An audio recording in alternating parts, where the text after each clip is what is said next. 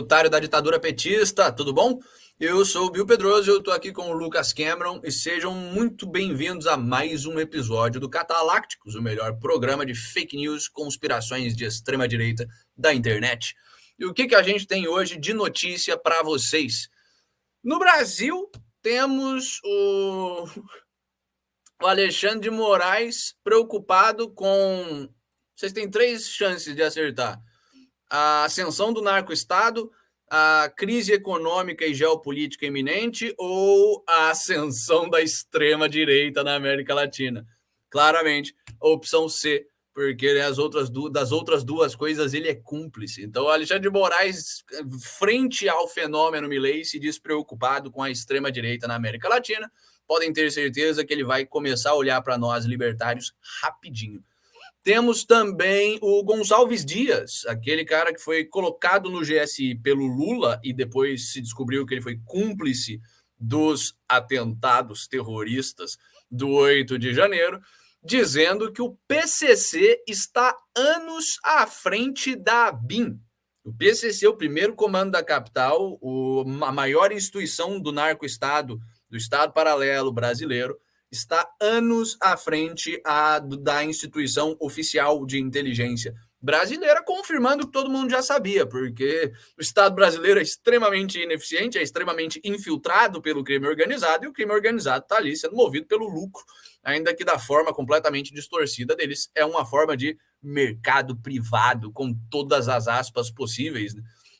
Temos também o Lula tirando a Eletrobras do programa de desestatização, a mesma Eletrobras que foi responsável por aquele puta apagão que a gente viu há 2 dias atrás, e ao mesmo tempo puxando um pouquinho do saco do Biden. Vamos dar uma olhadinha ali, falando que as reformas trabalhistas, a política trabalhista do Biden e ambiental é maravilhosa, enquanto o Biden afunda completamente os Estados Unidos. Falando em Estados Unidos afundando e países afundando, temos hoje um combo de governos ocidentais perdendo completamente a sua credibilidade, tanto da sua população quanto dos próprios ditadores, dos nossos globalistas overlords. Por quê? Porque, em termos de população, o Trump está com 10 dias para se apresentar à justiça lá na Geórgia, sob pena de prisão, porque ele, como a gente já mostrou aqui no programa, está sendo investigado por interferir com o resultado das eleições por fraude eleitoral. O Trump, que perdeu as eleições por causa de fraude sistemática e comprovada da esquerda, está sendo processado por tentar interferir nos resultados das eleições de forma ilegal. E 58% dos americanos, segundo o governo, segundo pesquisas do IBGE americano, que já é um negócio extremamente suspeito e enviesado para a esquerda, 58% dos americanos duvidam que vai ser um julgamento justo. Então, assim, o próprio público americano não acha que existe mais justiça na condenação, no julgamento do Trump, que a gente sabe que vai dar em condenação. Do outro lado do Atlântico, somente 27% do povo alemão acha que o governo deles é funcional, que o governo é capaz de cumprir as suas atribuições enquanto governo. Por um lado, isso é bom, porque a opinião do alemão médio sobre quais são as atribuições do governo é uma bosta. Por outro lado, retrata o colapso das democracias de bem-estar social europeias. Nem o povo mais está acreditando. É um projeto demagógico que apela para a massa, para oprimir minorias hiperprodutivas, o empresário de sucesso e afins, e nem a massa mais está confiando no governo. E falando em perda de credibilidade, o Jorge Soros está retirando o seu financiamento da Europa. É isso mesmo, Jorge Soros, o grande pseudo-empresário globalista, uma das cabeças do globalismo no nível financeiro, um dos grandes alocadores de recurso do projeto globalista, está diminuindo o dinheiro que ele está colocando na Europa e para focar em lugares com mais potencial, né? A África, o Oriente Médio, o Sudeste Asiático. Só um Vamos dar uma lugar bacana olhadinha. pra caramba, né? Hã? Só lugar bacana pra Só caramba, lugar né? bacana, super, super cheio de potencial, culturas avançadíssimas. Vamos dar uma olhada, tem duas razões por trás disso, mas para saber quais são essas duas razões, você vai ter que assistir o programa, olha só. Que mais que a gente tem? Notícias da guerra. Muita, muita, muita notícia da guerra. O bicho está pegando, o pau está torando, a guerra nuclear nunca esteve tão próxima. Os Estados Unidos está considerando intervenção militar para proteger portos inland da Ucrânia. Basicamente, os Estados Unidos peidou de proteger, deu para trás, não vai querer proteger os carregamentos navais da Ucrânia ali no Mar Negro, ali aquelas rotas da Ucrânia para a Turquia, os Estados Unidos não vai meter a mão naquilo ali, para não sair trocando tiro com a Rússia, mas se comprometeu, ou está considerando, leia-se, vai proteger as rotas internas, fluviais ali, por dentro da Europa, pelo Danúbio, para tentar escoar o trigo ucraniano de alguma forma, mostrando já que, cara, os caras precisam de trigo porque o bicho está pegando. Temos os Estados Unidos também já negociando colocar tropas na Finlândia, bola que a gente cantou lá atrás, o que? 3 meses. Achei que. Eu, inclusive, estava achando que a Finlândia, há 2, 3 meses atrás, ia ser o próximo fronte da guerra e não Bielorrússia-Polônia, mas assim, os Estados Unidos já está mandando as suas tropas para a Finlândia. Temos a Coreia do Norte falando que guerra nuclear a essa altura do campeonato é só questão de tempo, não é mais se, é só uma questão de quando e como. Coreia do Norte é a Coreia do Norte, eles estão sempre falando bosta, então, né, vamos, como é que se diz? Tem uma dose de ceticismo, mas até para o padrão Coreia do Norte de discurso, isso aqui é inovador. Temos também as Filipinas cortando completamente a sua hotline, as suas comunicações de emergência com a China, perigosíssimo. As Filipinas são o grande fronte ocidental ali no Pacífico e no mundo asiático, mais até do que o Japão, talvez tanto quanto ou mais até do que a Coreia do Sul. Eles têm um conflito marítimo ali, áreas, como é que se diz, disputadas com a China. O mar das Filipinas, para os chineses, é o mar do sul da China. Eles têm uma relação extremamente complexa ali. Só que, pelo menos, eles tinham um canal direto de comunicação para desescalar possíveis conflitos. A gente viu que a China estava fazendo aquele bullying maravilhoso com as Filipinas na semana passada, de jogando água nos barcos de suprimento deles. E agora o negócio escalou ao nível mais sério mesmo. A Filipinas cortou completamente as comunicações com a China. Ao mesmo tempo, a China está mobilizando satélites para observar exercícios militares na Austrália. A gente falou aqui na semana passada que o mar da Austrália ia ser o palco do maior exercício naval do Ocidente de forma integrada até hoje. Assim, Estados Unidos, Japão, países da OTAN, Austrália, todo mundo fazendo exercícios integrados de marinha, que nem o outro lado da Terceira Guerra está fazendo, Rússia e China principalmente, mas de vez em quando eles botam o Irã ali no meio e outros países para fazer exercícios conjuntos. Pois bem, a China lançou um monte de satélite, mobilizou um monte de satélite para, enquanto estiver rolando esse grande exercício ali no mar da Austrália, dali de cima está a China vendo exatamente o que está sendo feito nesse exercício, não só visualmente, mas em termos de comunicação, o que está sendo dito entre um barco e outro, coisas desse tipo. E, por fim, se der tempo, a gente vai falar da situação chinesa ali no Paquistão, porque aparentemente os grupos terroristas financiados pelos Estados Unidos, ali ligados mais ao Afeganistão, Talibã e afins, estão começando a atacar engenheiro chinês no Paquistão. Pode ser só terrorista sendo terrorista, ou pode ser algo deliberado dos Estados Unidos. O tempo dirá, vai depender do quão sistemático isso é, vamos precisar de mais informação para definir, mas está rolando. E de notícia hoje, é isso aí. Salve a todo mundo que está chegando aí, salve para o Maierle, salve para o Ricardo. É sempre um prazer ter vocês aqui no programa.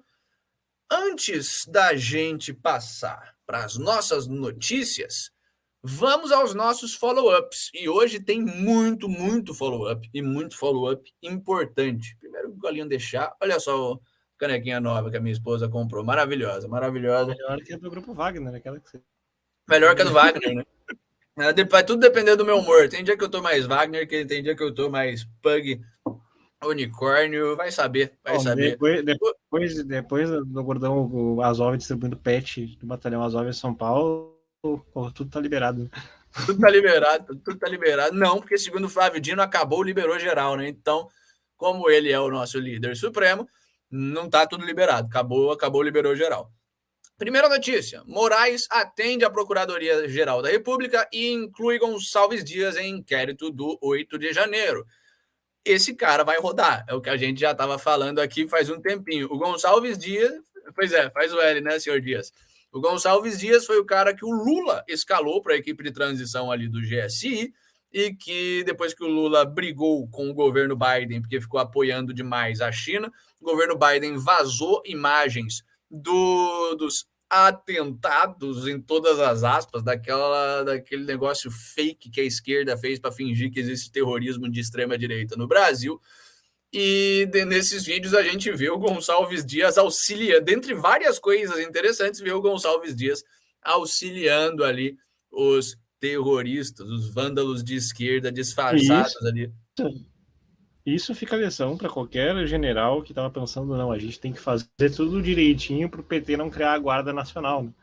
Pois Essa é a porque lógica já que a gente vai criar a apresentou Guarda dois Nacional, programas. rebanho de imbecil verde-oliva. O Gonçalves Dias fez tudo que o PT pediu, inclusive ser testa de ferro, uma das maiores farsas do período republicano, e tá aí o resultado. Sim. O pedido foi feito pelo Partido Novo, então, assim, palmas ao Partido Novo. Se não fosse o Novo, com todos os muitos defeitos do Novo, ninguém nem ia pedir para incluir o maluco no inquérito, né? Mas agora o Novo fez ali uma pressão. A PGR pediu a PGR pediu para o STF acolheu o Xandão.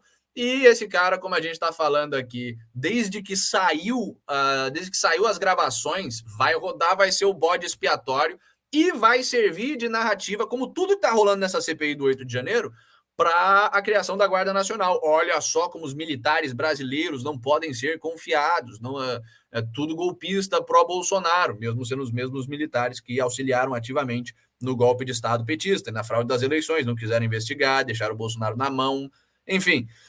Esses militares que abaixaram a cabeça para o petismo para tentar manter as suas benesses, agora vão se fuder na mão dos socialistas. O que mais que a gente tem de follow-up para vocês? Lula assina a criação do Plano Emergencial de Reforma Agrária e de Pacto contra o Feminicídio. Eu achei que o feminicídio já era ilegal. Eu achei, inclusive, que mais de 90% das pessoas que morrem no Brasil eram homens, né? Não sei se talvez eu esteja defasado, talvez eu esteja acreditando em dados do SUS, talvez esse seja o meu erro, talvez o Lula saiba mais do que o SUS, mas se eu não me engano, 92 ou algo, ou talvez um pouco mais do que isso, de todos os homicídios no Brasil, de todas as vítimas de homicídio no Brasil, são homens. E a maioria é negro e a maioria é envolvido com crime. Mas assim, eu não sabia que o feminicídio era um problema tão grande, mas para o Lula isso já é mais um desenvolvimento. De um governo que quer criminalizar o idadismo, né? Então, você não espera qualquer coisa. Pois é. Basicamente, isso é mais um desenvolvimento daquele fronte do Lula de destruir o agronegócio, de dar poder para o MST e afins. Ele vai vai passar um plano emergencial, porque todos esses planos que eles passam assim nas coxas, para passar rapidão, ninguém tem tempo de analisar, é tudo emergencial, para priorizar mulheres no processo de seleção. Olha só, é a interseccionalidade da vagabundagem. Agora a mulher, a pessoa que é invasora de terra e mulher vai ter prioridade. Não é só isso que vai acontecer com esse plano emergencial. Ele vai facilitar a invasão de terra, faz parte daquela criação da vitrine de terras improdutivas, entre todas as aspas, que podem ser invadidas pelo MST legalmente no Brasil, porque a nossa lei protege o vagabundo do homem honesto. É assim que o Brasil funciona, principalmente depois que a gente se tornou uma ditadura narco-comunista. Que mais que a gente tem de follow-up? A senha, essa aqui é legal.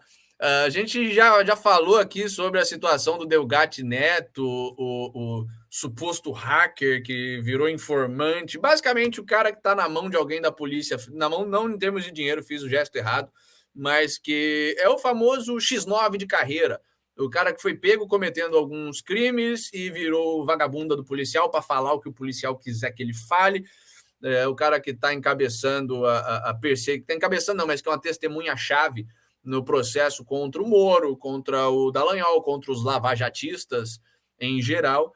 E essa aqui é uma notícia mais pitoresca do que qualquer coisa. Aparentemente, a senha do sistema do CNJ, que teria sido hackeada, era 1, 2, 3, 4, 5. Enfim, CNJ 1, 2, 3 e coisas do tipo. Que é o que você espera do funcionalismo público, né? Não sei mais o que falar sobre isso. Só para a gente dar uma risadinha mesmo. Bom, eu já achava bizarro já o governo americano usar a Microsoft, sendo que ela tem sede na China. Isso aí eu acho que está no mesmo patamar, no patamar pior, eu acho. Tipo de burrice mais... patamar mais entendível até, porque assim, isso aqui você já vê que é o funcionário público sendo funcionário público mesmo. Não tem, o que está em jogo não é o dinheiro dele, os incentivos estão todos desalinhados para que ele ligue para o trabalho dele, então assim, 1, 2, 3, 4 mesmo e foda-se. Se eu não quiser, eu não boto nem senha nesse bagulho, sabe? Vou fazer o quê? Perder o emprego? Não vou. Ou talvez hoje no governo Lula eu seja preso, chamado de golpista bolsonarista de extrema direita e mandado para o campo de concentração, que é o atual sistema prisional brasileiro, né? Mas não é só no Brasil que tem follow-up. Lembra que a gente falou dos machos para caralho da Escandinávia, aquele pessoal que estava queimando o Alcorão para trazer à tona o fato de que a imensa maioria do mundo muçulmano é composta por bárbaros que não entendem coisas básicas como liberdade de expressão? Pois é, para a Suécia, o risco de ataques terroristas agora está lá em cima. A Suécia elevou o seu nível de alerta terrorista após mais queima de Alcorão. E a gente já sabe o que vai acontecer. A Suécia, ao invés de lidar com a ameaça islâmica, que é de fato o problema, está cada vez mais caminhando para criminalizar a crítica ao Islã, para basicamente adotar a política pública que os invasores islâmicos querem que eles adotem, e falando cada vez mais, pessoal, para aí, para de queimar o negócio, vocês estão criando problema queimando o Alcorão. A gente viu aqui que a extrema esquerda, a esquerda de oposição da Suécia já estava falando que, como é mesmo?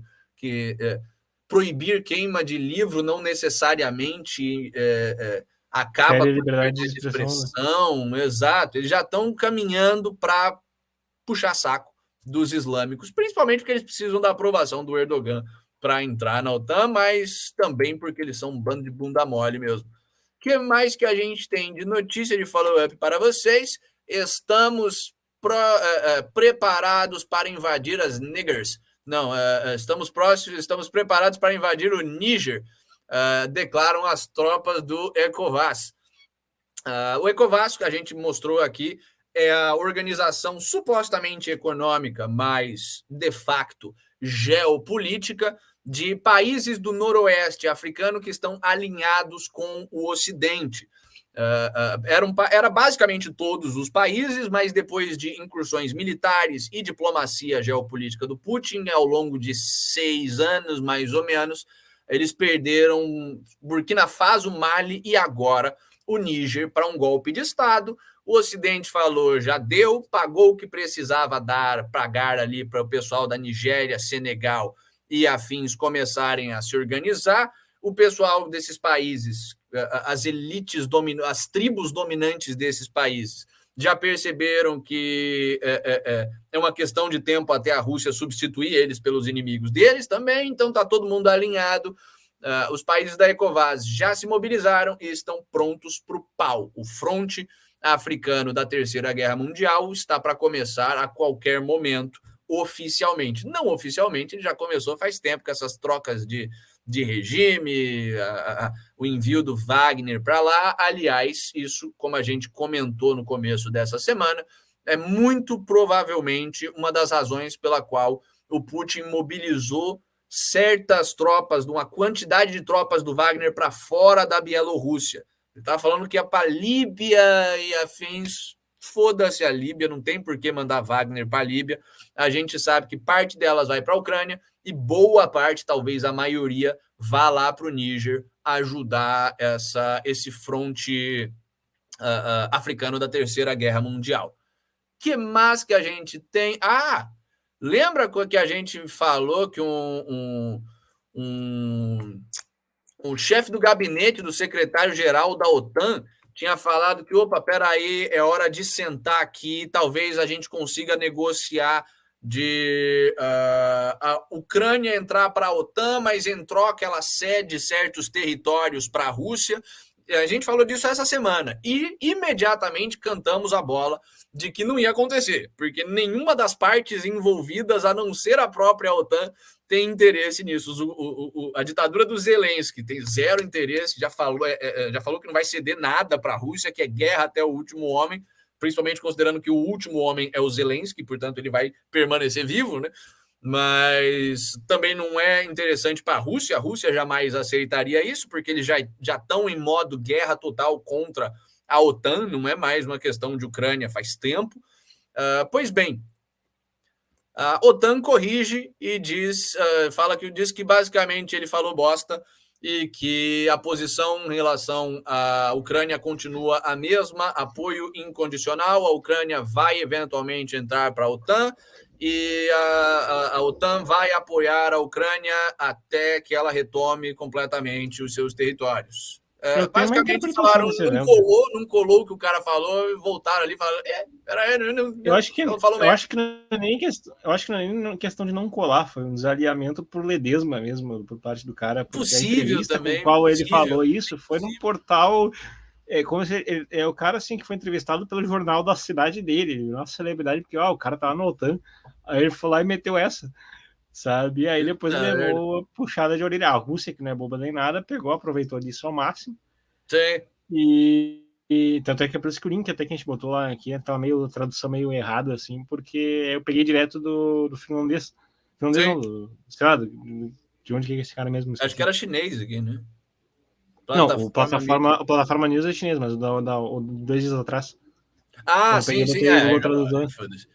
E aí deu uma entrevista para uma rádio local ali, como, sei lá, se o Eduardo Leite aqui desse uma entrevista para 0 Hora aqui do Rio Grande do Sul. Sim. E ele fosse, sei lá, o secretário de ministro da Justiça falando, realmente, o governo petista fraudou ali o 8 de janeiro, né? Opa, como assim? Não, desculpa, foi mal. Foi mal aí, pessoal, foi mal aí. Muito provável que tenha sido isso mesmo. Que mais que a gente tem? Bom, lembra que a gente estava falando da situação da Bielorrússia, de que a Polônia estava escalando ali, que a Bielorrússia estava mandando o pessoal do Wagner para dentro dos países da OTAN para recrutar gente para o Wagner Group dentro de países como a Polônia, a Látvia, a Estônia e afins, países tecnicamente da OTAN. Pois bem, a Látvia está pistolíssima e está aumentando a sua segurança da fronteira depois de 96 tentativas ilegais de cruzar a fronteira.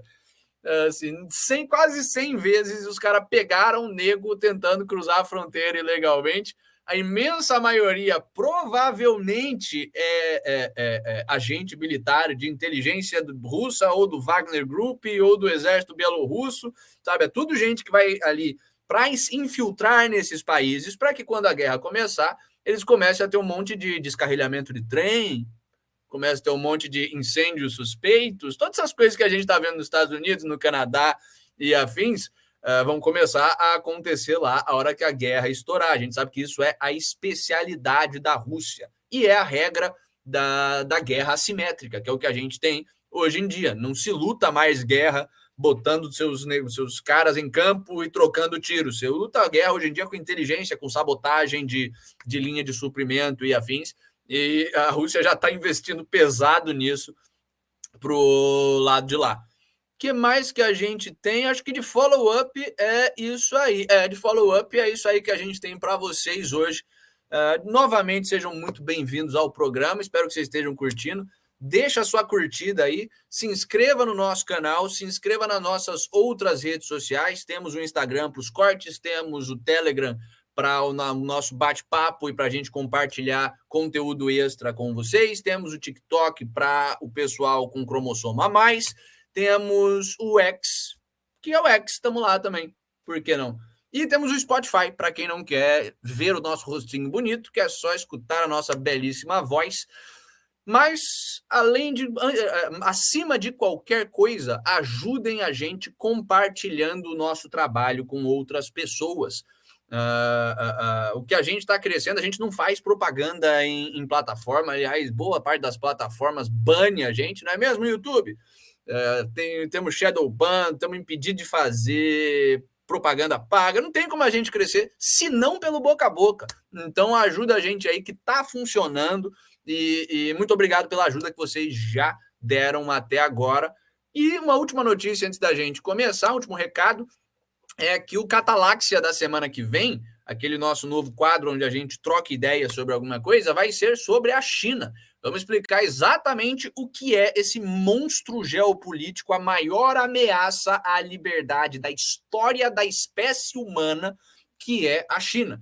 Então, semana que vem no Cataláxia, a gente vai falar um pouco sobre a história chinesa, tanto a antiga quanto a recente, as ideologias que circulam por aquele fim de mundo, a forma como o comunismo se juntou com ideologias tradicionais, como que eles foram ganhando espaço e tomando o globalismo dos globalistas ocidentais, enfim. Se você quer entender o que é o problema da China, quarta que vem, estamos aqui no Cataláxia, assista o nosso programa que vai ser legal. Aliás, assista todo dia, assista a todo momento, deixa ele no replay aí na sua casa, não tem porquê, não tem porquê fazer outra coisa que não assistir Catalácticos. Não sei, eu não entendo. É o que eu faço todo dia. Eu deixo a minha própria voz e a voz do Lucas e do Rufus no replay aqui e fico assistindo. Mas, e tem uma outra Lucas, coisa quer falar alguma aproveitando. Coisa? Sim, que perceba, o Bill fala corretamente da China como a maior ameaça para a espécie humana, e isso que ele está considerando em nível também a própria expansão do próprio globalismo ocidental e do próprio totalitarismo muçulmano. Sim, é pior que os dois. É pior que os dois juntos, inclusive. Mas isso veremos a fundo o porquê, o como, o quem, tudo na semana que vem, na Cataláxia. Hoje é programa de notícias, né? Programa de história e análise geopolítica. Vamos começar pelas notícias do intancável Bostil. Começando por ele, o nosso intancável ditador fálico, Alexandre de Moraes. O cara que trabalha qual que é? O PCC, não, é uma sigla de 3 nomes, de 3 letras. O STF. O PCC ele não trabalha, com certeza. Ele trabalha para o STF. O Moraes vê crescimento da extrema-direita na América Latina e fala em combatê-la. O presidente do TSE abriu evento com autoridades na Alemanha, a Alemanha também famosa por combater a sua extrema-direita, a Alemanha que já prendeu um monte de oponente político, a gente noticiou aqui no programa, inclusive, da última vez eles prenderam, eram uns juízes, eram 20 negros, era uma gangue que era um problema para o país de 20 pessoas, incluindo juízes políticos e policiais, que iam dar um golpe de Estado com 20 ou 30 pessoas. Né? A Alemanha já é famosa por fazer isso. Ao passo que as organizações neonazistas lá pintam e bordam. Tem o Underground Nacional Socialista, que a gente noticiou que estão relativamente confortável. Tem aquele filme, O Ele Está de Volta, que é baseado no livro. O filme é sensacional porque ele é quase que é a mesma coisa que o Sacha Baron Cohen faz no Borá, para mostrar a podridão da cabeça imbecil de boa parte dos americanos, e o cara faz isso na Alemanha. E os alemães são extraordinariamente confortáveis com a imagem do Hitler até hoje. Sabe? Então o cara vai na Alemanha fazer a discussão, vamos acabar com essa extrema-direita. O cara é o Getúlio Vargas alemão, né? Aqui no Brasil a gente ainda leva a sério o Getúlio Vargas. Eu aprendi na faculdade que o Getúlio Vargas foi um grande inovador, que ele criou essa maravilha que é o Estado Brasileiro Federal Profissional. Enfim, na Alemanha, meu Hitler foi a mesma coisa na mesma época que o Vargas, basicamente.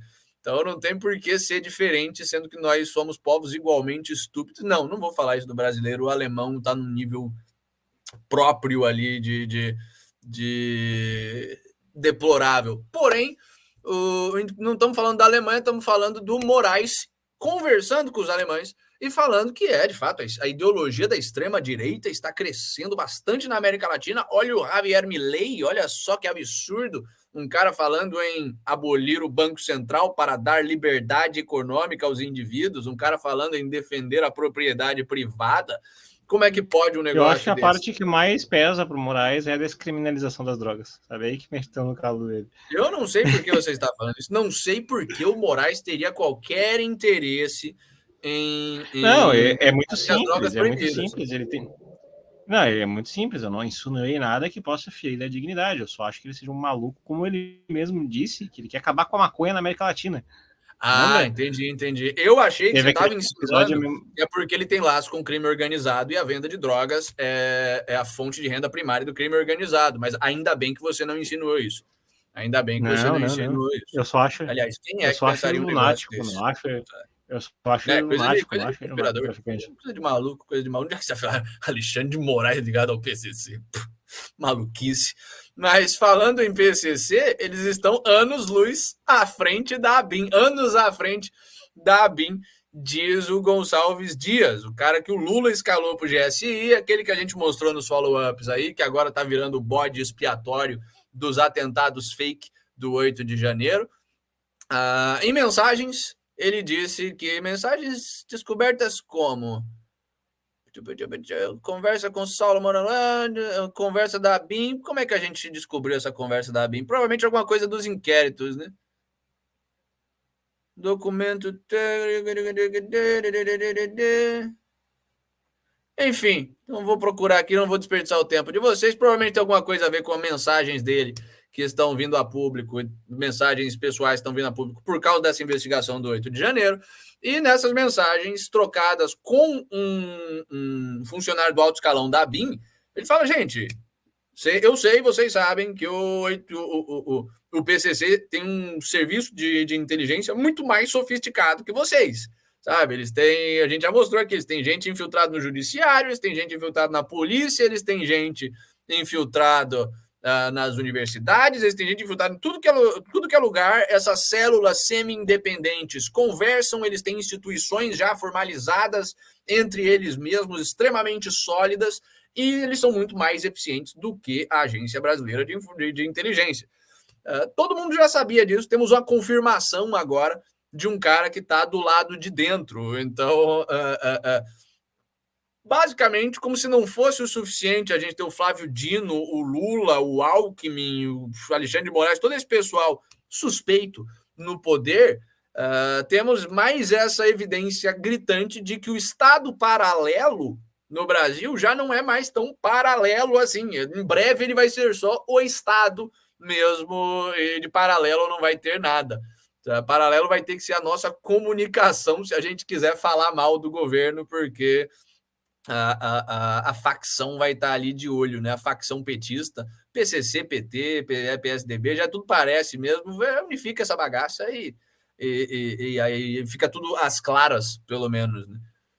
Que mais que a gente tem? Tem mais uma notícia do Brasil só. Hoje tem pouca notícia brasileira, graças a Deus.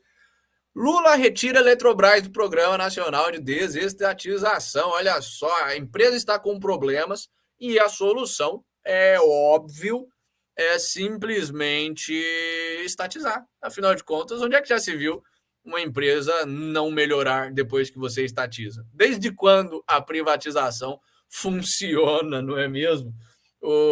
Basicamente, depois, circunstâncias extremamente suspeitas, depois desse puta apagão que, segundo o pessoal da Eletrobras, foi planejado, sabe, que ia ocorrer um problema muito maior se nós não tivéssemos desligado e cortado o fornecimento de energia. É um problema sistêmico que estava ali e que ia ter se espalhado. Tá, qual o problema? Qual é o fato objetivo? Não tem, não divulgam, foda-se, cala a boca, camponês, você não está na casta de pessoas que sabem o que está acontecendo dentro do Estado. Curiosamente, depois disso, o Lula já retira o Eletrobras do Programa Nacional de Desestatização, o que é uma pena, porque a Eletrobras ainda era basicamente uma empresa estatal, ela estava no caminho de se privatizar. Atualmente, 42% das ações ordinárias da companhia são de propriedade do Estado. Quer dizer, como é que você diz que está privatizado uma empresa se você ainda não desregulamentou o setor e se o Estado ainda tem 42% das ações ordinárias? É um negócio meio absurdo, só que o processo gradual de desestatizar a Eletrobras foi para o saco, curiosamente, depois do apagão, não é mesmo? O que mais que a gente tem aqui? O Edu Contra está perguntando: 13 quedas consecutivas da Ibovespa não vai ser notícia? Vai e foi. A gente noticiou isso mais cedo na semana. Eu acho que a gente noticiou, aliás, bem lembrado, Edu Contra. A gente noticiou que tinham sido 9 ou 10 quedas consecutivas, que já tinha batido o recorde desde 98. Agora, de quando a gente noticiou, foi o quê? Segunda-feira, talvez, para cá, já só caiu, foram todos os dias caindo. Já bateram 13 quedas consecutivas e o recorde já não é mais desde 98, desde ali da implementação do Plano Real. É desde a década de 80. A gente não tem tantas quedas consecutivas da Ibovespa desde a década perdida. Que a gente não vê a Ibovespa caindo consecutivamente tantas vezes assim. Então, bem lembrado do Contra. São 53 anos. Olha só que recorde. Vamos continuar, pessoal. Pelo amor de Deus. A gente gosta de quebrar recorde no Brasil. O Brasil é o país do Ayrton Senna, da Daiane dos Santos, do Guga, do Ronaldinho Gaúcho. Vamos que vamos.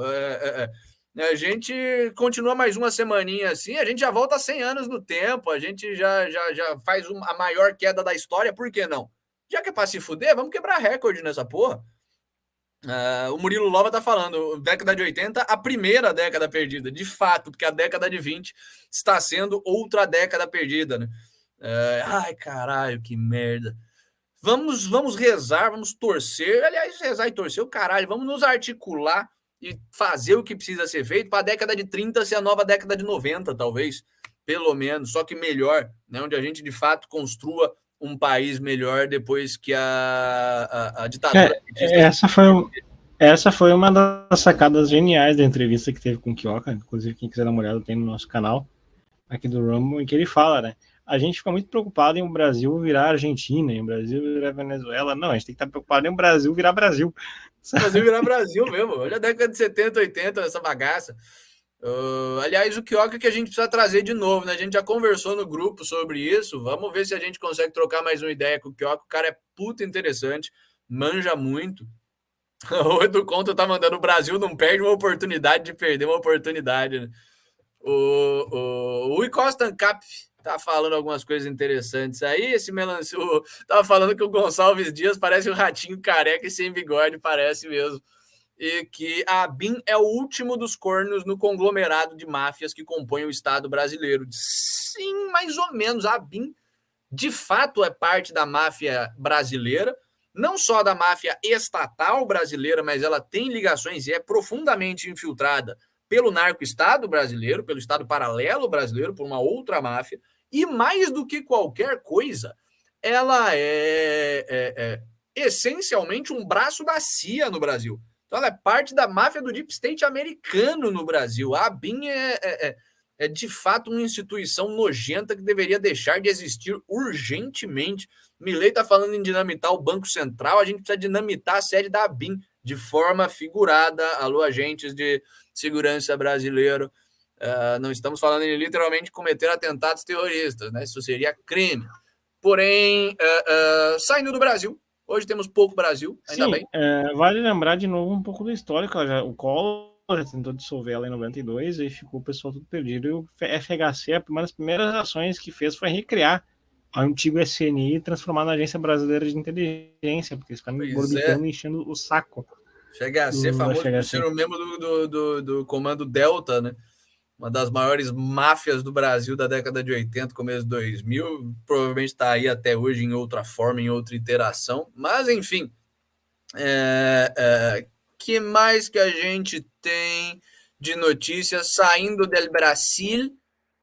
Não, temos uma última notícia aqui, a Biden, o Lula tá puxando o saco do Biden, basicamente essa é a notícia, foda-se. O Lula fazendo aquele meio campo de fazer tudo que ele pode fazer para aproximar o Brasil da China e do resto do mundo, basicamente, se afastar dos Estados Unidos, como se ele tivesse que escolher, seria a melhor opção mesmo. Só que ele não precisava escolher, ele podia fazer que nem a Índia, ficar neutrão ali, né? Ganhar dos dois lados. Peronou, comunista é comunista, ele vai para o lado da China. E de forma simbólica, em tudo que não importa, puxando o saco dos Estados Unidos. Essa tem sido a estratégia do Lula, continua assim. Pero, falando em Estados Unidos, sob pena de prisão, Trump tem 10 dias para se apresentar à justiça nos Estados Unidos. É isso mesmo. Agora não é só mais em Nova York, não é só mais na Califórnia que o Trump está sendo perseguido. Na Geórgia também, ele está sendo acusado de manipular as eleições, de tentar fraudar as eleições. O Trump, que perdeu as eleições para o Biden, que sabidamente fraudou as eleições, a não ser que se acredite que Joe Biden, numa eleição onde as pessoas estavam trancadas em casa, uma eleição que foi feita em boa parte pelos Correios, que são dominados pelos democratas, onde já foram encontradas várias evidências de quebra de chain of custody, de quebra de procedimento legal, onde não teve o pedido de identificação do votante, onde a pessoa, normalmente, em qualquer lugar civilizado, a pessoa tem que mostrar o seu RG ou alguma forma de identificação para mostrar que é ela mesma que está votando, né? A não ser que você acredite que, nesse contexto, o Biden foi o presidente mais votado da história dos Estados Unidos, mais do que o Obama, inclusive, falando em esquerda, comparando maçãs com maçãs, né? A não ser que você acredite nisso, você acredita que o Biden fraudou a eleição, mas quem está sendo acusado de fraudar a eleição é o Trump, está sendo acusado de formar quadrilha. Ele e 18 de seus aliados enfrentam 41 acusações graves e tem até o meio-dia da sexta-feira, 25 de agosto, para se apresentarem voluntariamente. Caso contrário, será emitido um mandato de prisão. Caceta! Vamos ver o que o Trump vai fazer agora. Eu realmente não sei, não vou cantar nenhuma bola aqui, porque da última vez que isso aconteceu, o Trump foi macho, mas ele sabia que ele não ia preso. Sabe, ele foi lá, ele se apresentou, ele foi na delegacia, tirou o mugshot dele, usou isso como uma puta propaganda política. Quanto mais os caras perseguem o Trump de forma completamente ilegal e ilegítima e claramente fraudulenta, mais o eleitor medião, cara que tá ali sem prestar atenção em nada, olha e fala, que porra é essa? Bota o seu Big Mac, abaixa o seu Big Mac rapidinho ali, para de encher o cu de Coca-Cola e fala, tem alguma coisa de errado com o meu país, talvez. Pois bem, dessa vez eu não sei, porque os caras estão realmente querendo prender o Trump com essas acusações. Então, não sei se vale a pena se apresentar. O DeSantis já ofereceu asilo para ele na Flórida, já falou que se ele ficar na Flórida ali, o DeSantis, o governo da Flórida, não vai extraditar o Trump. Então, vamos ver se ele vai se apresentar ou se ele vai fugir, né? É porque, para mim, é um jogo de cartas marcadas, porque se não vai, ele é preso. Se ele vai ser condenado e preso. Pois é. Eu acho que ele vai se apresentar, até porque ser preso pro Trump, apesar de ter um leve risco dele dar uma de Jeffrey Epstein ali, é um risco leve, porque ele tem a segurança do serviço secreto leal a ele ainda e afins, mas, assim, eu acho que ele estaria disposto a ser preso. Porque o Trump é um showman. E assim, vai prender? Prende, então. Ele já falou, eu concorro à eleição da cadeia. Eu tenho o direito de, mesmo preso, concorrer à eleição. Boa sorte. Faz o debate das primárias republicanas ali por Zoom. Não sei. Enfim. Aliás, o Trump, que por sinal tá, em todas as pesquisas, disparado na frente para as primárias republicanas. Então os caras querem prender o maior candidato republicano disparado. Ele está 20%, 30% na frente do segundo colocado, que é o DeSantis, sabe? Parabéns para os democratas, é assim que democracia funciona mesmo. Aliás, isso está surtindo efeito, porque mais da metade dos americanos, segundo o YouGov, segundo o IBGE americano, que sempre frauda tudo por lado dos democratas, por lado do deep state em geral, mais do que dos democratas. Segundo o YouGov, mais da metade dos americanos acreditam que o Trump pode não ser julgado de forma justa, pode não ter um julgamento adequado, ora, mostrando que os Estados Unidos de fato está populado por completos imbecis. Meu Deus do céu, George Washington está revirando na sua tumba, falando: não é possível que eu lutei uma revolução para isso, não é possível que eu criei o melhor país da história para vocês, gordos imbecis de merda, transformarem nisso aqui. Basicamente, 31% do país, ou pelo menos 31% das pessoas que responderam a pesquisa do YouGov, são sãs. Elas têm noção de que o Trump, com certeza, não vai receber um julgamento apropriado, justo, imparcial e afins. E 27% não tem, então, eu não sei, não tenho certeza que ele vai. Pode ser que sim, mas pode ser que não também, o que talvez seja a pior de todas as respostas. Assim, ou você faz parte do culto democrata e tá ali com a lavagem cerebral bem feita e uma mistura de corrupção e estupidez, ou você pelo menos tem noção do que está acontecendo, que seu país sofreu um golpe de Estado, que as suas eleições foram fraudadas, 31% do pessoal, segundo o IBGE, ou seja, o IBGE americano, deve ser muito mais do que isso. Eu chutaria que é uns 50%, 60% que de fato sabem o que está acontecendo. Né, 27% não tem certeza. Não sei se ele vai sofrer, não vai, se vai ser justo, se não vai. Claramente o negócio completamente esdrúxulo. Meu Deus, o que não tem certeza a essa altura do campeonato, gente? Orange Man Bad, né? Orange Man Bad é o Trump Derangement Syndrome, o distúrbio de Trump, que nego chama. Síndrome do distúrbio trumpista, que nego chama, que o pessoal quebrou com a realidade quando ele foi eleito. Eu tenho algumas coisas também que eu gostaria de comentar que são dignas de nota. A primeira delas é que, cara, essa estratégia mostra o desespero e o desgaste do regime democrata, sabe? De tal maneira que está acontecendo aquele processo. Eu sou temerário por um lado e por outro me tranquiliza. Me tranquiliza ver, não só somado a isso, mas ver isso se expressando até em forma de vídeos aleatórios na internet. Você tem um monte de gente que era de esquerda, tendia até a ideia, tipo Black Lives Matter da vida, e falando: não, cara, o Biden foi eleito e ferrou a comunidade negra americana, então a Blacks for Trump, sabe? Você começa a ter esse tipo de manifestação cultural acontecendo a rodo. O segundo aspecto que me deixa temerário é que justamente por ficar claro, evidente e destacado em alto relevo essa falta de nexo, de accountability entre o governo democrata e a população, é que isso vai fazer eles dobrar a aposta e parar de fingir que tem instituições democráticas no período eleitoral. Sim. Os Estados Unidos vai se tornar uma ditadura explícita, eventualmente. O Deep State não vai abrir mão das suas benesses, do seu poder, nem a pau. E assim, não só a gente vê isso em memes e afins, como a gente vê isso nas próprias figuras de esquerda. A gente tem figuras tradicionalmente de esquerda, famosas, que estão cada vez mais abandonando essa narrativa do Deep State. Sabe, a gente falou do Ice Cube aqui faz pouco tempo, o Piers Morgan já está nesse grupo antiglobalista, anti-woke, o Bill Maher, a Tulsi Gabbard, que era a política democrata, filhinha Tabata Amaral, americana. Hã? Era Tabata Amaral americana, era líder jovem do Klaus Schwab, falou que porra é essa, isso aqui não dá. Eu entrei nos democratas, porque o democrata era o partido anti-guerra, agora é o partido pró-guerra, não faz sentido, saiu dos democratas. A gente está vendo esse êxodo acontecer, mas o Deep State não vai abrir mão. E eles têm uma multidão de imbecis, ali uns 20, 30% da população americana que vai onde o Deep State guiar. É o cara que é manipulado ali pela TV, pela propaganda mesmo, que tem que falhou em se desenvolver psicologicamente mesmo assim, e que é essencialmente um zumbi dos democratas. Como o Edu Conta está falando, é uma vibe muito Fahrenheit 451, de fato.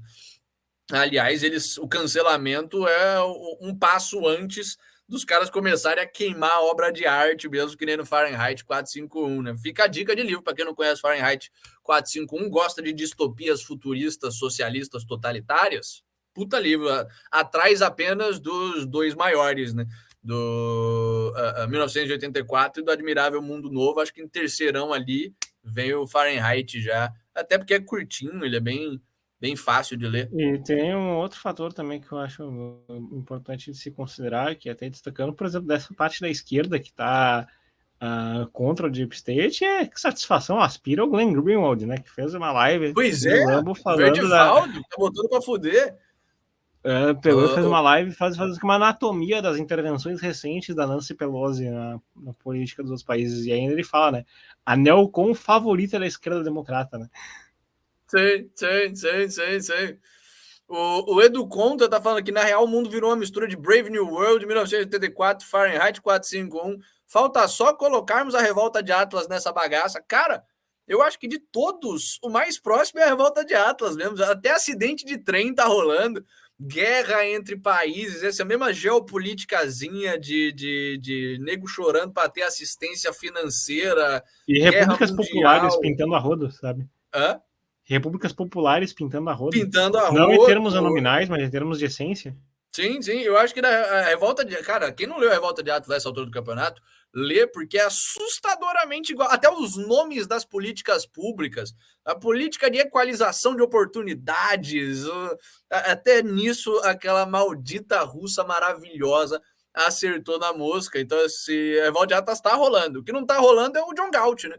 Ainda não tá rolando de fato a revolta do Atlas, o abandono do Atlas. Tá, de certa forma, você tá tendo vários movimentos que a Rand retrata na revolta de Atlas. O movimento anti-acadêmico, por exemplo, um dos personagens mais interessantes da Rand, por mais que ele apareça brevemente no livro, é o Hugh Axton, é o maior filósofo da sua época, o grande filósofo aristotélico naturalista da sua época, e que lá pro final do filme, spoiler, se você não quiser, deixa no mudo.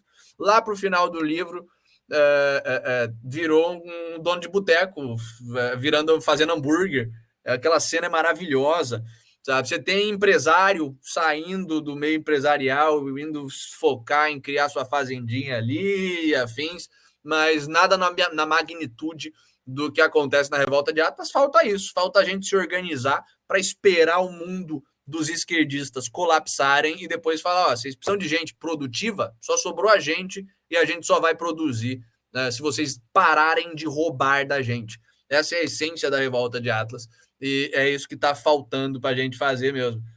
O Ducon tá falando, tá faltando só o Vale do Gaut. Aí você conversa com o Rufus, não falo mais nada.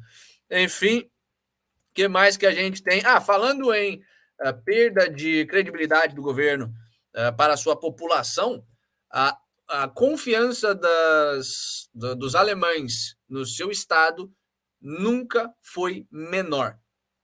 Nunca foi menor. Lembrando, a Alemanha, Hitler. Aliás, bem que o povo alemão confiava pra caralho no Hitler, né? Então não é parâmetro. Mas assim, somente 27% dos alemães, menos de um terço do povo alemão, ainda acredita que o Estado é capaz de tomar conta das suas responsabilidades. Por um lado, quer dizer, por dois lados isso é bom. Por um lado, significa que o povo alemão está descrente do seu Estado. E o Estado alemão, de fato, não merece nenhuma credibilidade. A subjetividade da população batendo com a realidade, legal. Segundo lado, o povo alemão é uma bosta. O povo alemão acha que um monte de coisa é atribuição do Estado, que não é atribuição do Estado. Então é bom que o Estado alemão não esteja conseguindo cumprir as suas atribuições na mente do povo alemão, porque as atribuições do Estado na mente do povo alemão incluem todas as coisas, inclusive polícia de pensamento, inclusive centralização da economia, planificação da economia, estado de bem-estar social, todas essas coisas horrorosas, perseguir a extrema-direita. Então é maravilhoso que eles não estejam conseguindo fazer isso, né? Lucas? E ao contrário do que é a perspectiva aqui latino-americana ou mesmo americana, a gente vê um terço da população assim, abertamente contra outros numa zona cinzenta, mas percebendo que está acontecendo isso, geralmente leva a um sistema político progressivamente melhor, sabe? Porque as pessoas percebendo, a gente chegou num ponto aqui que não dá mais. Caso da Argentina, todas as ressalvas que a gente fez ao Milei, percebeu, cara, o peronismo é um projeto que fracassou, então vamos botar alguma coisa errada. Esse é um movimento que não acontece na Alemanha. A Alemanha é a dobra aposta, então vamos dissolver esse Estado e fazer um mais coletivista e autoritário ainda. Na Alemanha, a Merkel é de direita, né? A Merkel é de direita, ela é uma das líderes da esquerda globalista europeia, é considerada de centro-direita pelo povo alemão. Teve aquele fenômeno nos anos 20 e 30 que era chamada Revolução Conservadora Alemã. Aí você vai ver o que os caras pensavam. Defendiam o livre mercado, defendiam mesmo que de forma mística, como o caso dos conservadores da alt-right americana. Não, os caras defendiam um movimento radical socialista revolucionário. Sim. Sabe? Para preservar uma conservação do ethos germânico, né? O conservadorismo alemão não podia ser outra coisa, já que os caras vêm do bando de proto-comunistazinho ali, de tribo bárbara comunista, basicamente, antes do comunismo existir. Então, o conservadorismo, o retorno às origens para o alemão é isso. Mas não é. E ao suicídio também, né? Ao suicídio também. Basicamente, os dois fatores, comunismo e suicídio. Comunismo e suicídio é uma cultura maravilhosa. Comunismo, suicídio e saques. É uma cultura maravilhosa. Tem saques e o Sacro Império Romano Germânico, ditadura totalitária religiosa, teocrata. Maravilha, maravilha. Enfim, não é só a população que está perdendo confiança nos governos ocidentais. Os donos dos governos ocidentais, os líderes globalistas, também o estão. A Fundação Soros vai limitar o seu financiamento para a União Europeia em nova estratégia, diz em meio interno.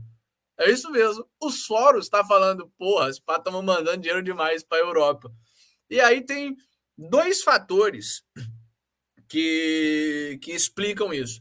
O primeiro é, de fato, a Europa perdendo relevância. Sabe? A Europa, para o projeto global, a Europa se acha demais, até mesmo para o projeto globalista. O projeto é globalista. Os globalistas querem exercer influência, criar um Estado mundial. Eles não acreditam nesse negócio do Estado Nacional, da honra nacional europeia. Sabe? Aquela mentalidade antiquada europeia de eu sou francês, para eles não faz sentido. Foda-se a França, eu quero o mundo. Então, conforme a Europa perde relevância econômica, perde relevância militar, perde relevância geopolítica, que ela ainda tem, porém está em declínio franco, ela perde o interesse dos globalistas mesmo. Em segundo lugar, e talvez mais importante, a Europa está garantida já para a gente como Soros. Por mais que você tenha uma insurgência, ali, uma reação de figuras como o Orbán e como o Mateusz Morawiecki, lá da Polônia, o primeiro-ministro, que eu não sei pronunciar o nome de cabeça, os caras são a meca do globalismo ocidental, sabe? O problema no Ocidente do país é os Estados Unidos, o problema no Ocidente do país talvez é o Canadá, não é a Europa. A Europa é o Vaticano do globalismo. Então, para o Soros, não faz mais sentido ficar entupindo a Europa de dinheiro para o projeto dele. Faz muito mais sentido entupir a Ásia de dinheiro. Entupir, começar a tomar outras partes do globo que não estão mais tão garantidas assim. A África meio que já está tomada, mas agora eles têm um conflito com o Putin está tentando tomar. A Ásia e o Oriente Médio são os dois grandes focos do Soros agora, e a América Latina em segundo lugar ali, porque a América Latina já está tendo tomada pela China, a China está no mesmo projeto globalista, depois eles se acertam. Né? Só desejo boa sorte ao Soros tentando fazer isso no muçulmano, cara. Pois é. Vai ser divertido de ver. Cara, eu não duvido, porque os caras são bárbaros e eles já têm uma ideologia globalista. Para o Soros conseguir fazer o Islã globalista dele ali, basta desistir do progressismo. Basta vender um negócio de adotar o Islã de alguma forma. Basta, né? Como se fosse fácil. Não, mas assim, é que... É fazível. É fazível. Ele tá pautado, ele tem um certo compromisso com aquela palhaçada da sociedade, daquele conceito de venda casada das sociedades abertas popperiano. Sabe? Sim. E eu acho que entra um choque de interesses, assim, sabe? Ele percebe... Eu vejo que ele consegue ser o pior dos dois universos do vilão randiano, porque ao mesmo tempo o cara passado pela destruição como princípio, e ele viu isso nessas ideologias utilitaristas que levam a ideia de sociedades abertas do próprio norte para isso, e segundo, ele também também tem um aspecto de atilaísmo, que aí isso serve a ele enquanto ele junta, sabe? Sim. Eu não de sei fato, se vai ser mais. Os islâmicos têm uma cultura forte e conservadora, mas eles continuam sendo um povo extremamente bárbaro em termos de ideologia.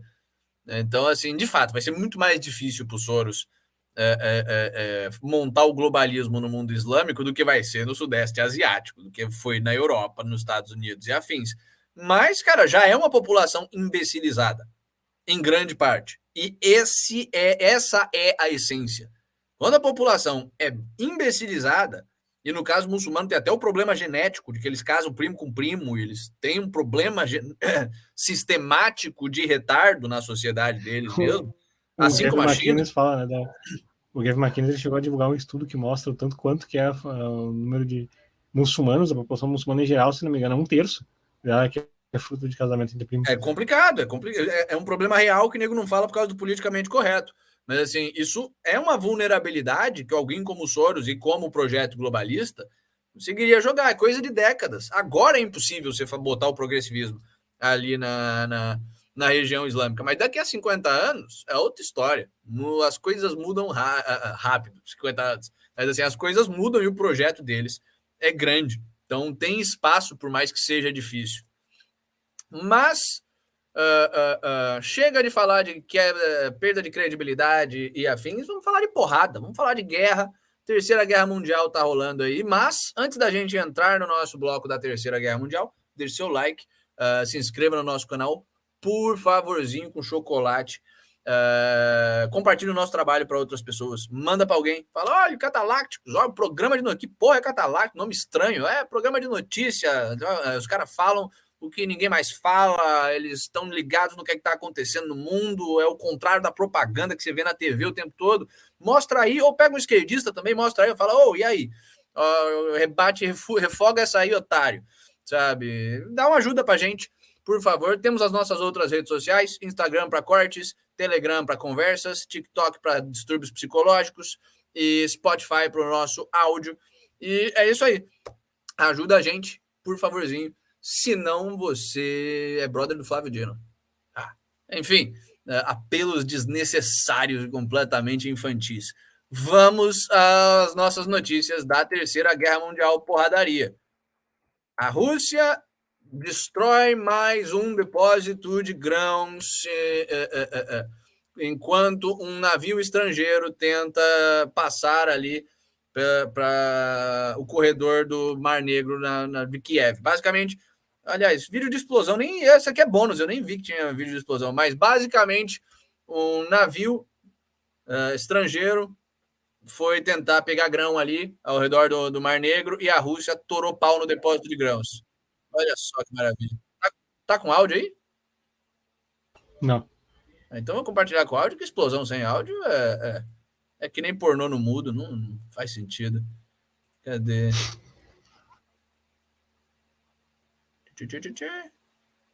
Malditos? Where? Aqui. Vamos nessa. Plau. Sai.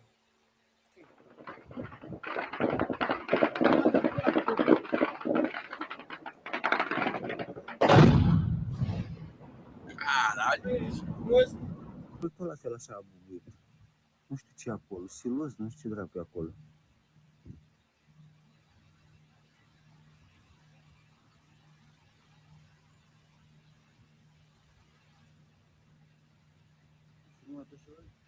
A filmat, am pensat că l-au. Tenso. Vamos replay da explosão.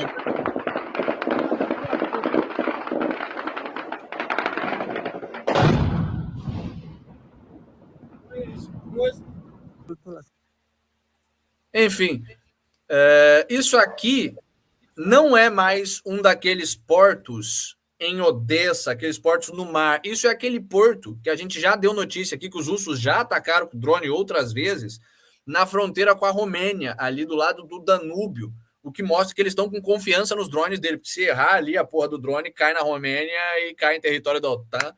Shit hits the fan. Mas como é que se diz? Isso aqui não é notícia, né? Afinal de contas, a gente já mostrou, isso aqui no máximo deveria ser follow-up. Por que não é follow-up, Bill? Por que você está mostrando isso para a gente? Porque os Estados Porque Unidos, nenhuma ação fica sem reação, né? que nenhuma Nenhuma ação. ação fica sem reação. Pois é, os Estados Unidos estão considerando soluções militares para proteger os portos e os carregamentos saindo ali dos portos no Rio Danúbio. Meus chapas. Os Estados Unidos meio que arregou do Mar Negro. A Rússia, de fato, está conseguindo se projetar o seu poder ali no Mar Negro. Não 100%, passam os navios, mas assim, as tripulações não querem mais. Ninguém mais quer ser contratado para ficar ali no Mar Negro, para arriscar tomar uma bomba. O preço está lá em cima para o frete marítimo nesse pedaço. Porque os Estados Unidos está tendo. Quando o governo americano fala que está considerando fazer alguma coisa, quer dizer que ele já vai começar a fazer. Não existe isso. Esse delay é só propaganda mesmo. Basicamente, o governo americano está falando em mandar tropa americana ali, provavelmente para ficar na Romênia, que é país da OTAN, protegendo navios no Danúbio, talvez tentando outras rotas de entrega, talvez pluviais, para não ter que sair pelo Mar Negro. Muita coisa saía pelo Danúbio, ia para o Mar Negro e depois circulava, mas assim, no Mar Negro já está problemático. No Danúbio, a Rússia também já está sentando o pau. Pelo menos tentar fazer linhas curtas de suprimento, onde eles pegam da Ucrânia, pegam desses portos ali ucranianos no Danúbio, levam até a Romênia ou outro país europeu por meio do Danúbio e de lá redistribuem. Vai ser caro, vai ser ineficiente, mas é o que tem para hoje. Os Estados Unidos está considerando garantir isso militarmente, trocação de porrada para chegar trigo, basicamente. Está faltando comida, está faltando recurso natural, então os caras estão ficando desesperados. Mesmo os Estados Unidos estão negociando um acordo de defesa com a Finlândia que incluiria tropas americanas lá na Finlândia. Leia-se, já tem tropa americana na Finlândia. Novamente, sempre que você escutar uma notícia dessa de estão negociando, daqui a meses acontecerá, é porque já está rolando, senão isso não vaza para a mídia, sabe? Isso é questão de propaganda. Ninguém falaria, nenhum exército falaria, olha, daqui a 6 meses nós vamos mandar tropa para o seu inimigo olhar e falar, massa, daqui a 6 meses. E muito provavelmente da mesma forma que se explica aquelas agências que os Estados Unidos gostam de fundar, de espionagem, né? Que ele está anunciando provavelmente depois de algum tempo, já depois de atividade operante. E também a Rússia também faz isso, né? Quando ela anunciou que ia botar lá os mísseis nucleares na Bielorrússia, já estava acontecendo o processo já tinha há um bom tempo. Do mês passado de míssil passando ali pela fronteira. E o que me pega de surpresa nessa situação como um todo é a velocidade com que, primeiro aconteceu aquela movimentação que a gente viu na Polônia. Aquilo me bate a dúvida. Aquilo foi intencional para direcionar o foco e a atenção da Rússia e das forças russas a prestar atenção na Polônia enquanto negligencia o fronte finlandês, que já estava em desenvolvimento, ou foi só já agora a gente conseguiu, chegou um teto aqui, a coisa está mais ou menos estagnada no 0-0, então vamos remanejar o outro fronte. O que você interpreta? Qual é a opção? Uma delas a primeira fazer isso proposital, aquela inflação na situação na Polônia, para desorganizar, para eles conseguirem causar desinformação. Sim. Ou a segunda é de que tentou primeiro pela Polônia, não deu certo, porque tem aquele equilíbrio de força, estabilizou. Não, eu acho que não é nenhuma das duas, eu acho que são dois frontes simultâneos mesmo. A guerra não é algo tão planejado assim, sabe? A Polônia, de fato, ela tá sendo usada como para pegar o spotlight, para pegar o holofote, mas não é como se os Estados Unidos estivessem planejando o holofote na Polônia para mobilizar o pessoal para a Finlândia, até porque não ia funcionar. Não é como se a Rússia tivesse um cara que está olhando, né, o olho de Sauron do Putin, que está olhando para a Polônia e não vê nada. Não, os caras estão monitorando todos os lugares, com gente olhando para tudo que é lugar e recurso para monitorar todos os lugares. Então, são dois frontes independentes mesmo. Os dois vão quebrar o pau, mas não acho que tenha alguma correlação, algum tipo de planejamento extremamente sofisticado nesse sentido.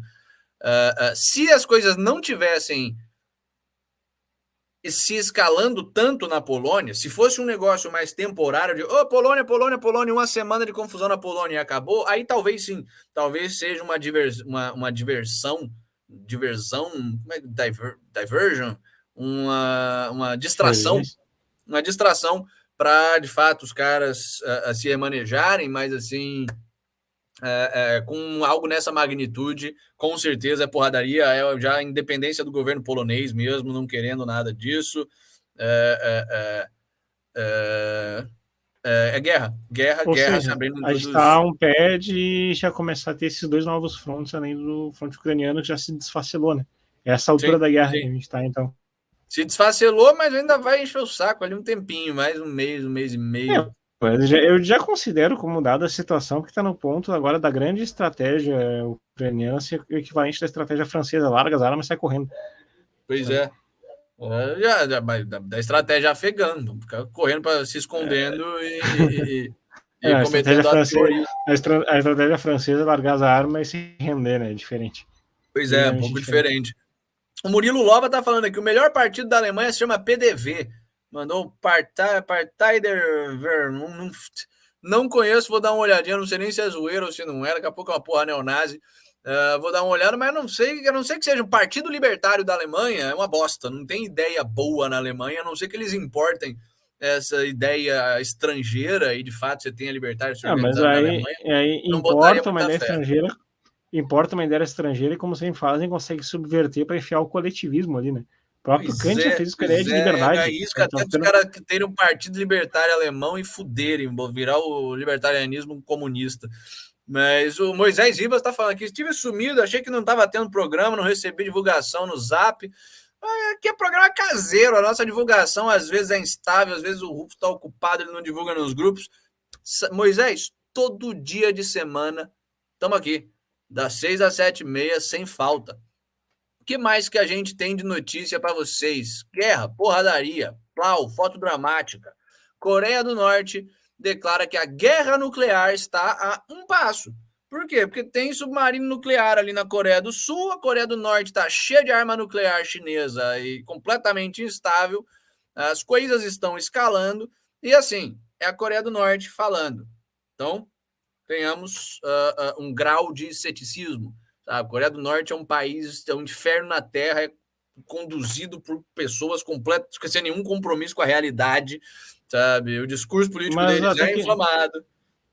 Mas eu acho que tem um atenuante. Uma coisa é a Coreia do Norte falar isso sozinha enquanto está fazendo exercícios na própria Coreia. Ou falar isso enquanto está em alguma reunião diplomática com a China. Aqui foi na reunião de celebração da Revolução que eles fizeram com Moscou. Sim. Sabe? É um outro contexto. Sim, acho que isso dá uma outra tonalidade. Sim. E isso já vem na esteira do general, do ministro da Defesa bielorrusso, falando que a guerra com a Polônia é só uma questão de tempo. Sabe? Todos os países do lado de cá que eu digo, eu estou na Rússia, a guerra é só uma questão de tempo.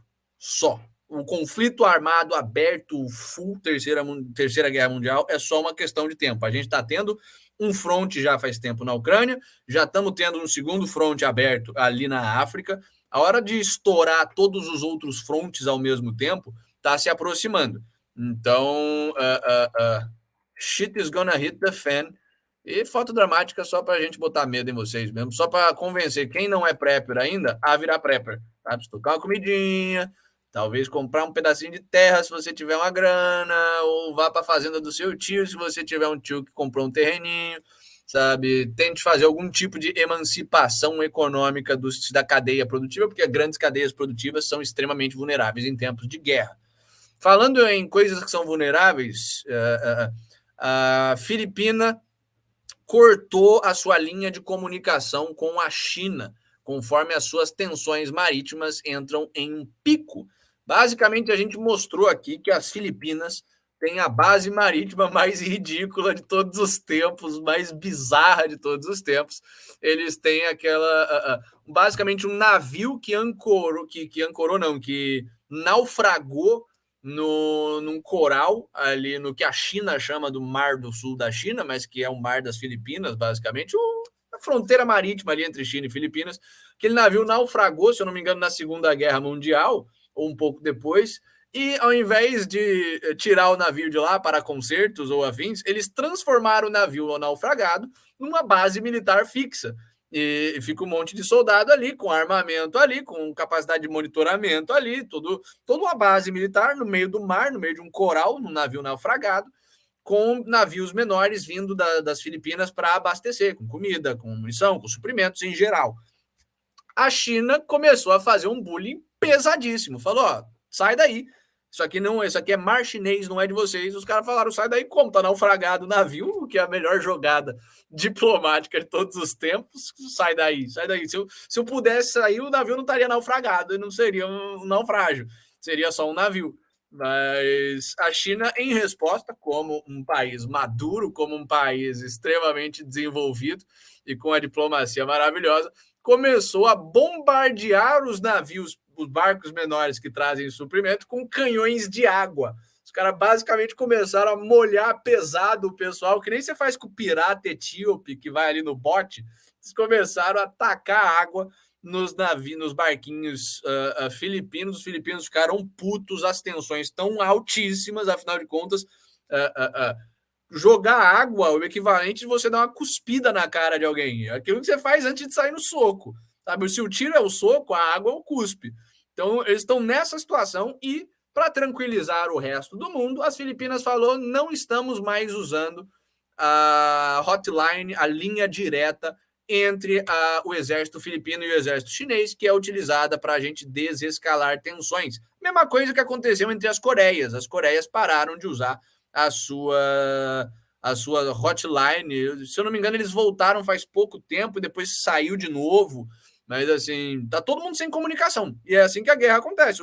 Esses canais, essas linhas diretas, é a mesma coisa que o presidente dos Estados Unidos tinha com o ditador da União Soviética, sabe? É uma linha é o que resolveu a crise dos mísseis de Cuba.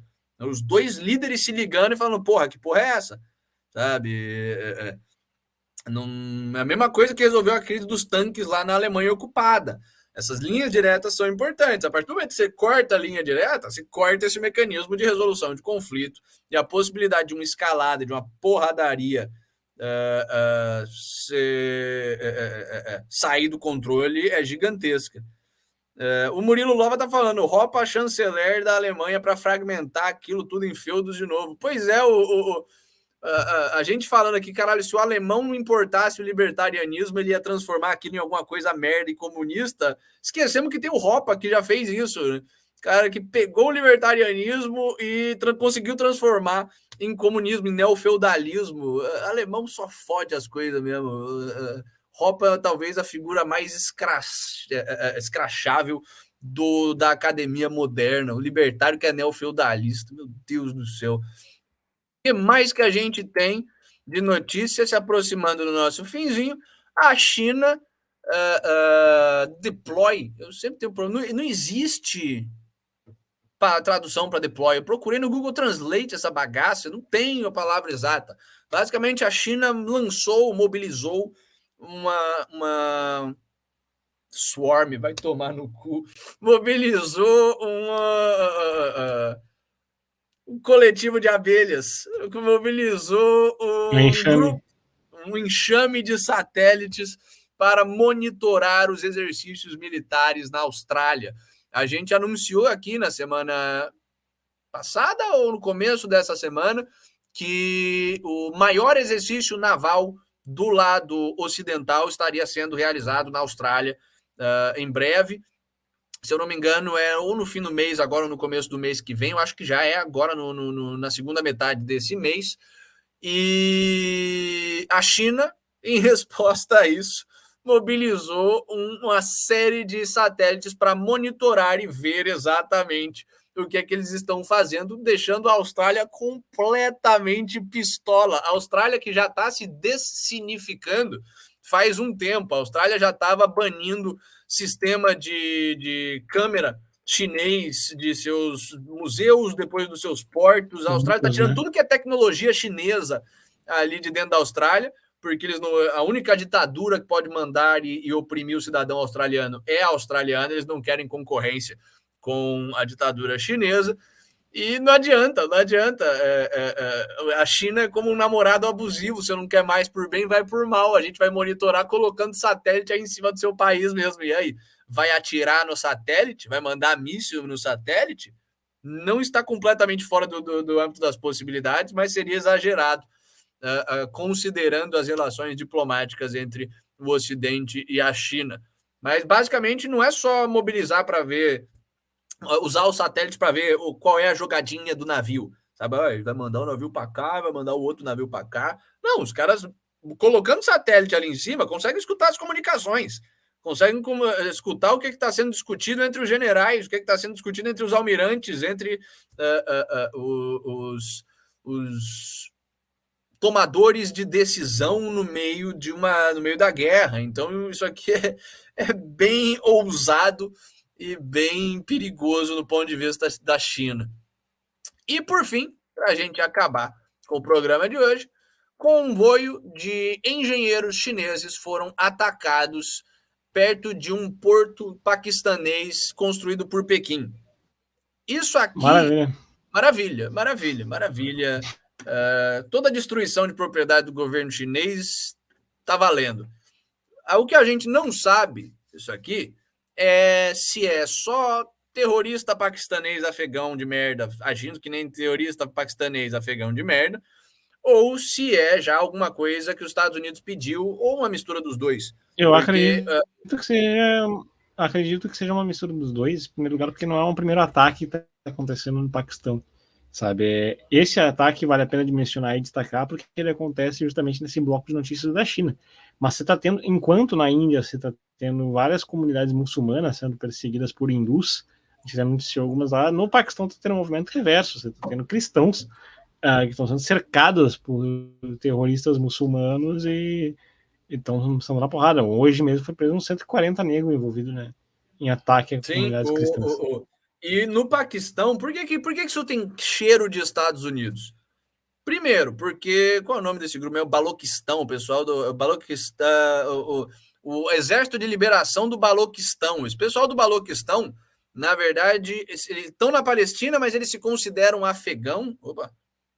Eles estão na Palestina, mas eles se consideram afegãos, então é quase um IRA afegão ali na Palestina. Eles são um grupo terrorista de longa data. A gente sabe a essa altura do campeonato que os Estados Unidos está aliado do maior grupo terrorista do Afeganistão, que é o Talibã.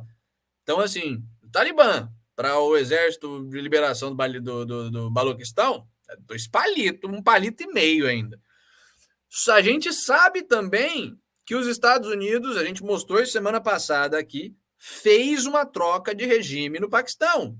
Tirou o Imran Khan, mandou o Imran Khan preso, o Imran Khan, que era o cara mais secular, mais vamos nessa da tolerância aí entre religiões, colocou o radical muçulmano para tomar conta. Então, os Estados Unidos já está ali no Paquistão usando kebab maluco para exercer influência. Tem muita cara de ser Estados Unidos isso aí. Por mais que, beleza, Baloquistão, os caras são um baloque. Trocadilho bosta. Mas os caras são doidão mesmo, eles explodem coisas. Mas assim, por explodir porto chinês, atacar engenheiro chinês, sério? Tem cara de Estados Unidos. Se fosse para matar cristão, aí você até pode falar, pô, é o muçulmano mesmo, é o pessoal do Islã, malucão, mas para atacar engenheiro chinês em porto chinês tem muita cara de dedo dos Estados Unidos. Nisso aí, o que é só mais um exemplo dos Estados Unidos tomando conta do Paquistão ali. Talvez o Paquistão vá ser um país que fique de fora daquela unificação islâmica justamente por causa disso, né? Daquela grande aliança islâmica. Até porque tem um contexto em que em dias ordinários não faria sentido para o Paquistão antagonizar a China, se não fosse pelo dedo direto americano. Porque, inclusive, Exato. É muito bem-vinda a relação do Paquistão com a China por uma razão prática, que ambos estão motivados por um certo estranhamento com a Índia. Sabe? É interessante para a China inflar o Paquistão também, para poder conter um problema para ela, que é, como assim? Eu quero me expandir minhas fronteiras, mas tem esses Raj aí, tudo querendo manter as fronteiras deles, não pode, sabe? Sim, sim, Basicamente, de fato. esse é o dilema. E o Paquistão sempre foi o nordeste do mundo islâmico, né? Sempre foi aquela terra do mundo islâmico que só serve para importar mão de obra barata para o resto do mundo islâmico, eles não ligam tanto. Então, assim, eu acho muito possível que vai virar a basezinha americana dentro do mundo islâmico, enquanto o resto ali se unifica e se alia para virar um O grande que é bloco. interessante de ver é que, primeiro, isso já é uma decadência degenerada da própria relação dos Estados Unidos com muçulmanos, sabe? Antigamente, que era a referência? Arábia Saudita, Pois sabe? é, O país agora é o aristocrático. Paquistão. Antigamente os caras financiavam o ditador militar secular, né? Financiavam o Saddam Hussein, ajudava ali o Gaddafi. Agora eles estão se aliando ao mais extremo dos islâmicos. Estados Unidos está virando a nova Alemanha nazista nessa terceira guerra mundial mesmo. Puta merda. Enfim, é isso que a gente tem para vocês hoje. Um salve pro Asturzinho aqui que comentou que tá escutando a gente antes da aula dele começar. Seja muito bem-vindo ao canal. Eu não sei se é a sua primeira vez aqui. A gente sempre gosta de ver nome novo. Aos 3 ou 4 negros que estão assistindo a gente no YouTube, sai dessa porra. YouTube é uma bosta. Vem pro Rumble, muito melhor. YouTube é legal para entretenimento e afins, para ciência, meme, coisa do tipo, mas qualquer coisa que tenha a ver com notícia, política e afins, e qualquer coisa que for decente, o YouTube tá censurando. O Glenn Greenwald tá no Rumble, o Monark tá no Rumble, a gente tá no Rumble, sai dessa porra, vem pro Rumble. E é isso aí, esse foi o nosso programa de hoje. É um prazer gigantesco fazer o programa aqui para vocês. Espero que seja tão legal, assim como no sexo, né? Espero que seja tão legal para vocês quanto foi pra gente. E a gente se vê amanhã, todo dia aqui. Moisés, não tem com ou sem chamada, todo dia de semana, das 6 às 7h30, a gente está aqui no Rumble trazendo notícias ou entrevistas ou conversas interessantes para vocês. E é nóis. Um abraço.